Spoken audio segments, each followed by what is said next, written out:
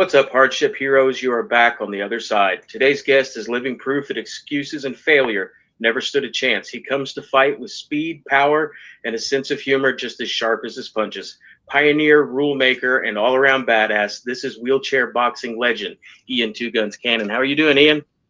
Not too bad, Mike. How are you? Thank you for taking the time today. Absolutely. Thank you for taking the time. I think you're probably a busier guy than I am. I do what I can. Like I tell people all day long, I spend most of my day sitting on my butt, so I tend to get into trouble. That's funny. All right. Tell us who you are and why you're here today. So believe it or not, I am a former wheelchair boxer who now is hoping to help wheelchair boxing grow from behind the desk. There are many versions of wheelchair boxing. Think UFC in the 90s. Hmm. We started Roll with the Punches, which was a strength and conditioning program for disabled athletes. Now we're moving into the competition phase as well as relaunching our rehabilitation program. And I'm here to just show people that the boxing purists of the world that there is a slightly different scope that you can view things through. I love that. Talk a little bit about growing up and maybe the moment you realized that things weren't going to be easy. Sure, I mean, I don't think there was ever a realization where I thought my life was going to be that different because I was brought up to know, being a preemie and being diagnosed with cerebral palsy at the age of 2, that I was different, right? My parents, although they divorced and had differing ideas on child rearing, did agree that they weren't going to sugarcoat anything, that my life was going to be a challenge and it was my job to live it with a little bit of intellect and a little bit of dignity and to maximize the skills that I did have. There's a quote that I live by: I don't want to be a product of my environment. I want my environment to be a product of me. And that for me was how I found boxing and how I grew into the career that I have in combat sports today and in film and media in my corporate life. Okay. Uh, when did boxing discover you? Oof. So I discovered boxing at the age of 12 when Cinderella Man came out. I was a pissed Okay. off Irish kid who identified with Jimmy on so many different levels. We both had no left hand, me because of CP, him because he kept breaking it. And we both were thought of as an afterthought. And I begged my mom at the time, can I start boxing? And as most mothers would, the answer was no. Then I tried again at 14, and the answer was yes. And I went to a local gym, started working with John Scully, Pito Cordona, Chris Lombardi. And my body began to change. I went from this chair bound, completely limited individual with an affected arm that could barely get straight to someone who had some snap in those punches and got some fine motor skills and some cardiac ability and improved breath control. All things that individuals with disabilities, particularly those of us that are chair bound, are concerned about, right? Mhm. And those of us that have elderly parents who are now facing mobility will hear those sort of buzzwords come up as they move forward in their lives. And then my mom and I didn't really get along, but so I moved in with my dad. My dad, whose father was a physician, recognized the biomechanical benefits of boxing and said to me, do you want to train? And my answer was, I want to do this instead of physical therapy. And my dad said, okay, if you're going to commit to it like that, then let's take this ride and see where it goes. And the rest is history. Those changes that you were talking about that you noticed, how quickly did those come? When I moved in with dad, they were pretty quick. Within the first 6 months, my left arm was better. I would Wow. go and get bone density scans because a lot of chair-bound people have poor bone density because we don't weight bear. The Hmm. bone density is formed by little kids running and jumping and playing. When you're in a chair, you don't get the opportunity to do that, so you develop osteoporosis. When I was lifting weights and hitting the bag and doing what they know call simulated skeletal loading, my body would get stronger. And eventually, I was not getting sick, didn't need medication, didn't need hospital stays, and my life became a joy. And they at first said, "Oh, you have a curve in your back. Let's put two rods in your back and fuse you." I said, "No, let me train and use boxing as therapy to not counteract that, but slow the progression and see what I can avoid." Hmm. Uh, you talked about some incredible people that you started working with early on. Um, let's look at the flip side of that. Did you have any detractors? Did you have people saying, maybe he shouldn't be Oh, doing there, this?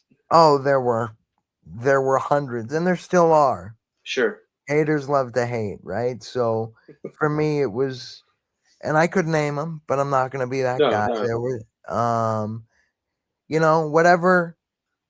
whatever they wanted to say, they did say, whether it Hmm. was questioning my mental and cognitive capacity or my father's viability as a parent or love, or whether this was medically viable or if it was going to be a black eye on the sport if I got hurt. The list is long, but I'm still here. Hmm. And I don't mean this in a conceited way, but I started this at 15. I'm now 33 and still here and can still call up some of those renowned names to this day and have Hmm. a friendly conversation with them. How many people in our business can do that? Not many, man. Relationships do not last in the fight game. Um, have, those detractors, how many of them have you got to look in the eye years later and smile at? Quite a few, and it's actually one of my favorite things. I was about to Um, say, truthfully. Truthfully, it's a gift because I'm not looking to badmouth anybody. What I'm looking to Hmm. do is change the perception of the sport. Hmm. And for me to be able to sit here 15 plus years later and say, we're relaunching, we're rebranding, we're growing. Um, there's no better victory than that because they Hmm. can say whatever they want about me. Don't say that about my athletes. Don't say that about my fighters. Don't say that about anybody because they've made taken it upon themselves to use this vehicle to change their life. Hmm. Absolutely, man. Your first official fight. Walk me through that experience. So nobody would license me. So I would have to go on before sanction went into effect. If cards started at 7:30, at 7, I was in the ring at 6:30 to avoid insurance liability. And they Hmm. were all exhibitions, but they were exhibitions against notable guys. Right. Matt Remlard, Mike Oliver, and I trained with at some of the best gyms in the region. Peter Welch's gym of South Hmm. Boston, Ken Shamrock's gym, Lions Den Gym in Middletown, Connecticut, all over New England, and it was basically me just calling up, introducing myself, telling my story, and asking these famous trainers, "Hey, can I come up and work with you for the day?" Hmm. I like to ask everyone what the nerves are like going to the ring for their first fight. It's usually everyone's nervous, but it's a mix of anxiety, fear, or excitement, and happy. What was it like for you? The first one was anxiety and fear mixed with major case of happy because I finally Okay. got to be like all my able-bodied friends in the gym. I finally got to cross that threshold when Hmm. I technically wasn't supposed to, right? That wasn't in the narrative that you would think of when you looked at how the story was going to go. Hmm. And for me to be on par with those guys who'd help me and help me change my body and change my life and be the same as them really abolished the disabled stigma in my head. So it Hmm. was a gift. It truly, truly was. Hmm. Uh, when your hand is raised after your first victory, I don't want to know what your first thought was because I can imagine. I want to know what the second thought that went through your head was. How are we going to do this again? Okay. Hell yeah. And then Yeah. your career, I couldn't find Anything specific, one way or another, about your record? I saw two or three 16 different and things. one draw. 16 wins, one draw, exhibitionary. Okay. Rocky Mar- Wow. Rock, Rocky Marciano New England titleist twice in the flyweight division. Wow. That's awesome, man. Hell yeah. Um, how is the sport sanctioned, regulated currently? We'll get into a little bit later. What you did to get it here, but nowadays, how's that done? So nowadays, think UFC in the 90s. Okay. There are a million different little sanctioning bodies out there. There's no cohesive unity. And there are Okay. competing styles. There's what I refer to as the American style, Hmm. which is what you see when you look at my videos, where we're locked up, lined up, knee to knee. The lighter we are, the closer in we are. The heavier we are, the further apart we are. Rounds are 90 seconds. And then there's the American or the British style, where the chairs move as you fight and you're wheeling the chair as you're punching. I don't condone that style. I don't feel that it's safe for the fighter. I feel that you're more injury prone, so that's why we don't do that. Seems Although I like it would do, be. although I do commend the British athletes for their conditioning and what they do. Okay. Who's the best opponent you faced? Best opponent I faced would probably be two guys, Mike Oliver and Matt Finney. Okay. Why those two? Mike, because he had some of the fastest hands that made a guy with varied reaction time have to think. Okay. Matt Finney, because he was one of the best technical boxers, and both of these guys became cornermen and training partners later in my career. Because he made me think, use those combinations, and really set up the building blocks of what it takes to win an amateur title. Okay. What does the word redemption mean to you personally? Redemption to me means not only a manifestation of a second chance, but a rebirth of oneself in terms of how you view yourself. You're a smart dude, and I like that. that's that's one of the best answers ever. I ask everybody that question. I really like that.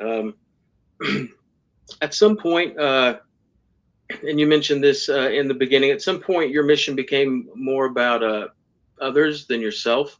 Um, talk to the viewers about roll with the punches. Well, Roll with the Punches was the brainchild of my father and I. Shout out Dad, who without him I would not be Hmm. having this wonderful career.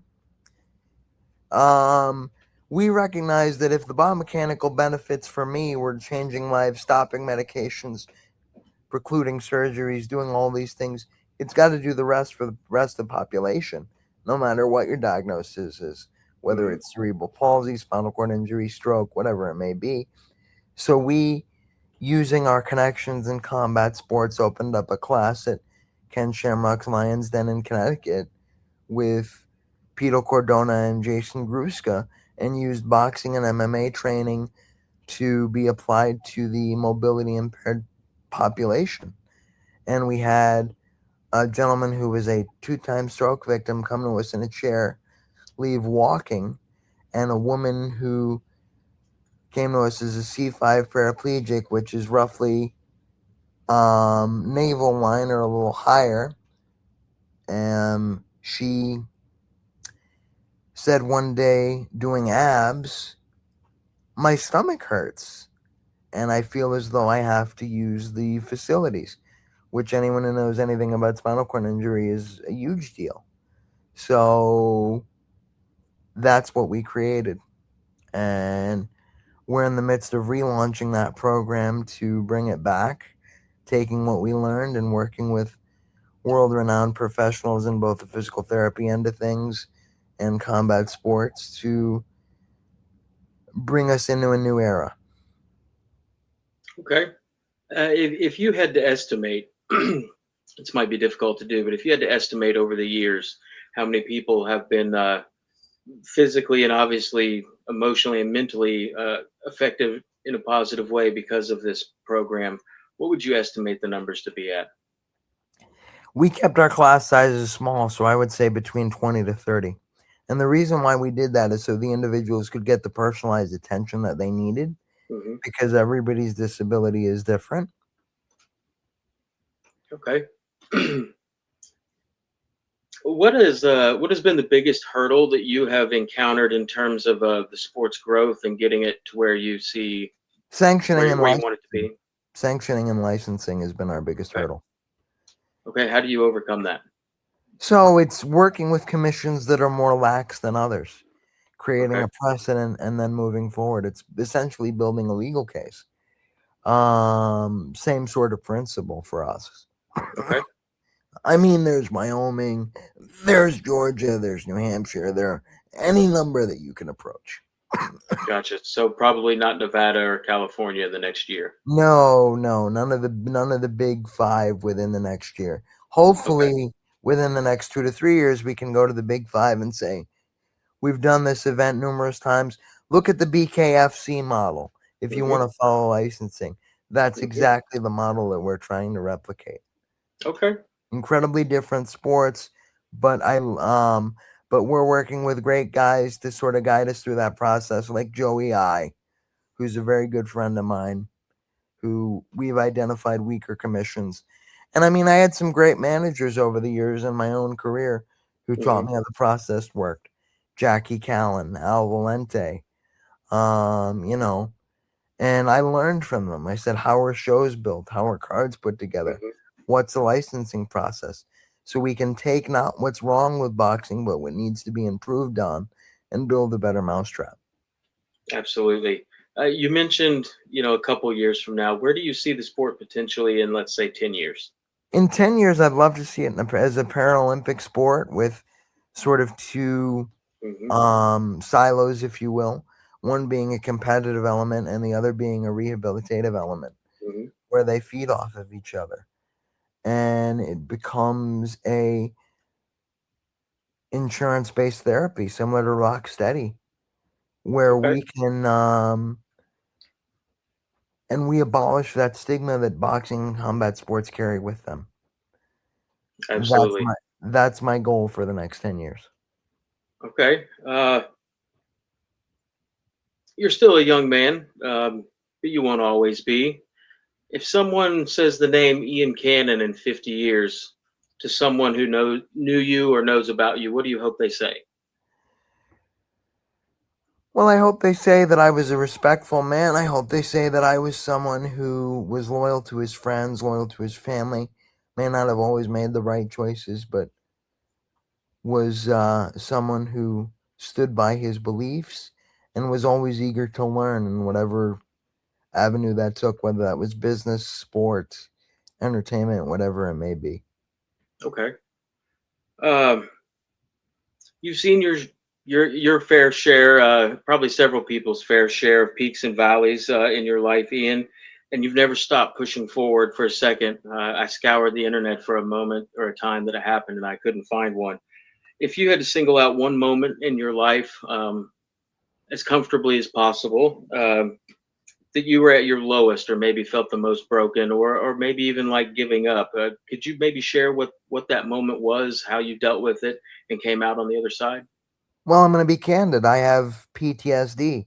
severe PTSD that I'm in treatment for weekly. And my PTSD comes from medical trauma, all the surgeries that Mhm. I went through as a Well, I can't small imagine. child without, even though they're meant to help you as a kid, you don't understand that it is meant to be there for you, what it's meant to do. It's just uncomfortable. People are poking and prodding at you, and you don't understand why. Not to mention the breakdown of your family while that's going on. So, those are all things that I had to learn and navigate. And as we age, as and this goes for everybody, men or women, as we age, we understand those things differently, but those scars are Mhm. still carried with us. So I'm a huge advocate for mental health and navigating your trauma and using your passions as a way to be creative from that trauma and as a way to be a mirror back on yourself so that you can have a positive relationship with yourself. I love that, man. It seems like really in the last few years, the stigma about dudes talking about their feelings. Have you noticed it's gotten a little easier? I've noticed it's gotten easier. It may not get easier for us as individuals because we Sure. still have that sort of masculine upbringing of we need to Hmm. internalize, particularly as fighters, right? Hmm. But it's gotten more accepted and it's made me be able to get the help that I need.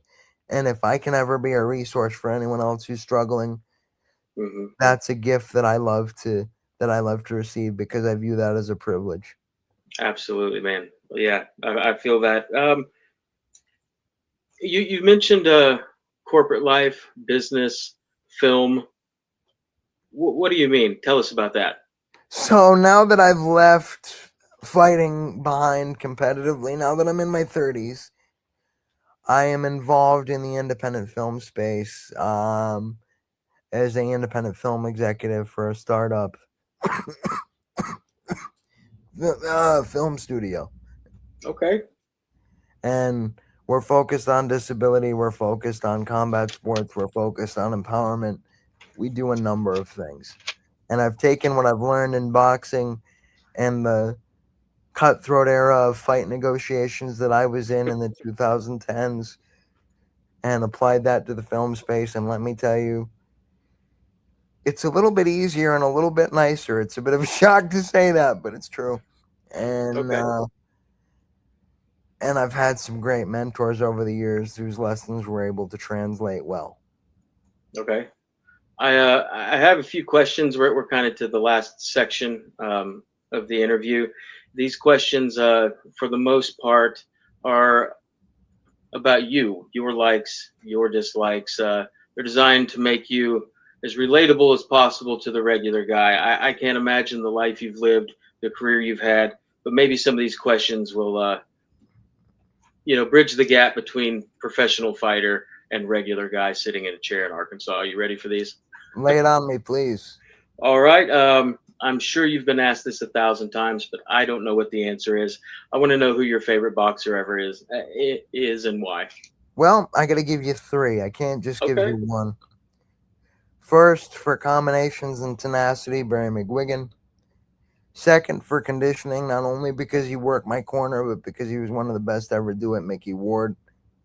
Third, Hmm. I think is obvious because I mentioned him before, Jimmy Braddock. Okay. All righty. Mount Rushmore, but not boxers this time. Any combat sport in their prime, any era. Who are the four greatest combat sports athletes in history? Oof, that's a toughie. I'd have to give one to the Gracies, any of the Okay. Gracies. Hmm. I'd have to give one to Mickey, of course. Arturo being the second, Okay. and then the great Benny Leonard would be number four. Okay. Wow, that is all named. That's all first times. So that's awesome. um, who wins in their prime against each other, Ali or Tyson? You know, in their prime, I'd have to give it to Mike. And I'm an Ali fan, but I got to give it to Mike because Okay. Mike would have the ability to cut the ring off and he would see the rope a dope coming. Because if you notice, when Mike in the 86 stepped in against Burbick, everybody says, oh, the 2-3-2. No, what he was known for. And what, excuse me, Okay. my combination was the 1-2-1 and the 2-1-2. So shortest distance between 2 points is a straight line. Mike's going to deliver that to the solar plexus and take Ali's speed away. Middle rounds. Okay. Nice. I like that. What's your favorite animal at the zoo? I'm a bear guy. I'm Okay. a, they're slow. They're slow. They're steady, but when they need to get something done, whatever it is, they do it.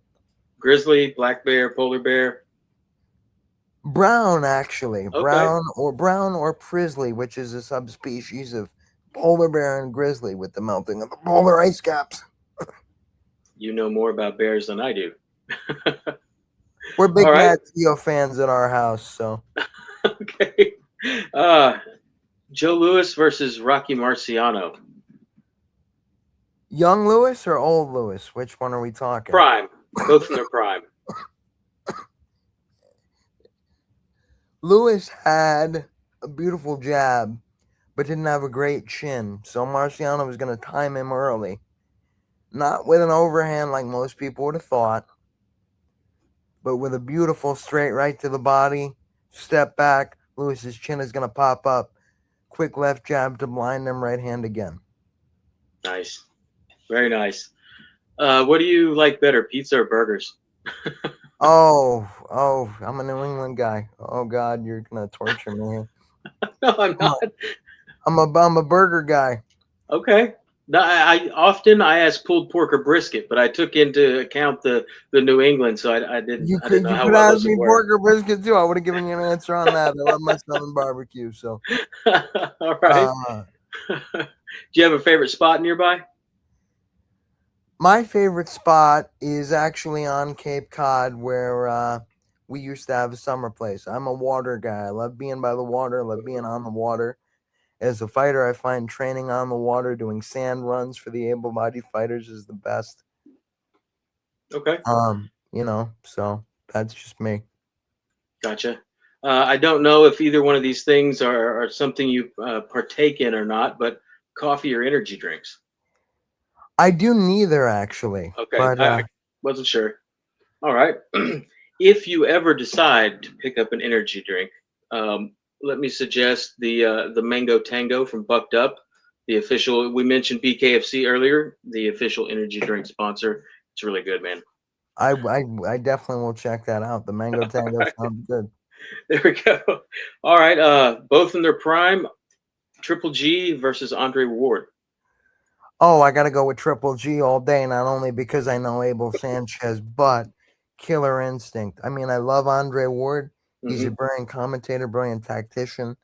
But in terms of being a killer, there were many fights, particularly later in his career. He took his foot off the gas a little bit, and he preferred that Olympic style of coaching, even when it wasn't Virgil Hunter's fault, no matter what people say. Virgil Hunter would urge for the knockout. He made the choice. Okay. All right. That's awesome. Uh, you've got to commit a bank robbery, and you need to take two people with you, a getaway driver and a gunman. Who are you taking? Oh God. Well, we'll make sure that guys I know that have done that are off the list. But This is an alleged robbery, by the way. yes, I'm glad we clarified that. Okay, counselor, I know my attorney's watching. We're covered by attorney-client. We're good. Uh, so I'm probably taking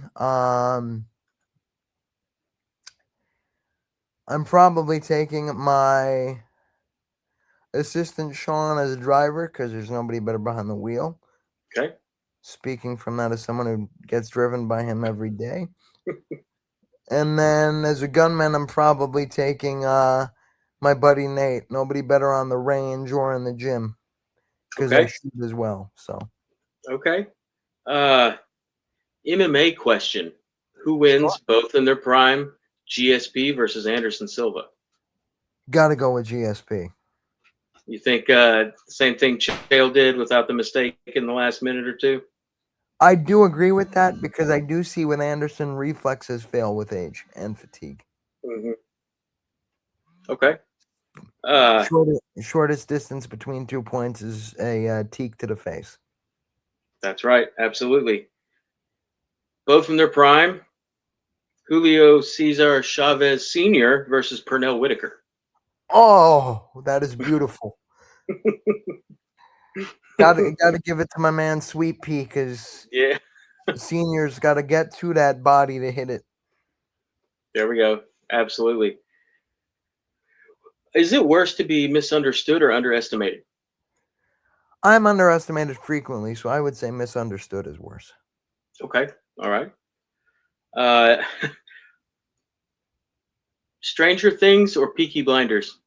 Peaky Blinders all day. That was one of the themes of my wedding. I obviously I went down your Facebook page. You are a legit fan. Yes, I am a legitimate fan. part of the New England Irish upbringing and Hmm. part of the mental strategy. The joke is that I'm Arthur Shelby in our house. Okay. Take minus the drugs. Let me just make that one very clear. But the temper, yeah, that's me. I've got Arthur's temper. I'll freely admit. Okay. Allegedly. Yeah.